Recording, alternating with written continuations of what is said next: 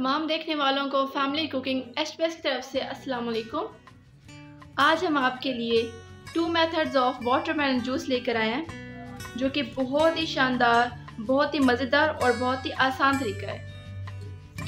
Watermelon juice के लिए हमें जो चीज़ें रिक्वायर्ड हैं, उसके लिए हमें वाटरमेलन चाहिए होंगे, काला नमक, मिंट और शुगर। सबसे पहले हम जूसर में वाटरमेलन पीसेस ऐड करेंगे। अब हम जूसर में हाफ टी स्पून काला नमक डालेंगे। बिस्मिल्लाहिर्रहमानिर्रहीम। वाटरमेलन जूस में शुगर ऑप्शनल है। अगर आपका वाटरमेलन ज़्यादा मीठा है तो आप शुगर ऐड ना करें, लेकिन अगर आपका वाटरमेलन कम मीठा है तो आप इसमें शुगर ऐड कर सकते हैं। हम इसमें 2 टेबलस्पून शुगर ऐड करेंगे।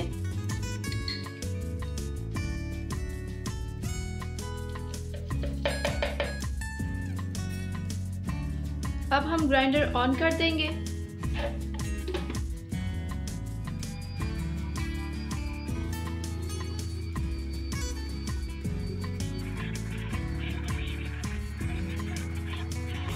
वाटरमेलन जूस हमारा रेडी हो चुके हैं। बिस्मिल्लाहिर्रहमानिर्रहीम।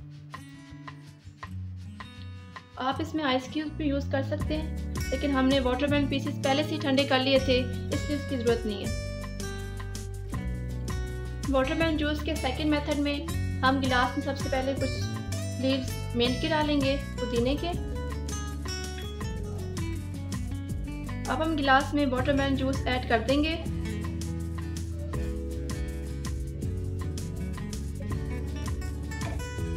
वाटरमेलन जूस में अब हम किसी भी ब्रांड का सोडा वाटर ऐड कर देंगे।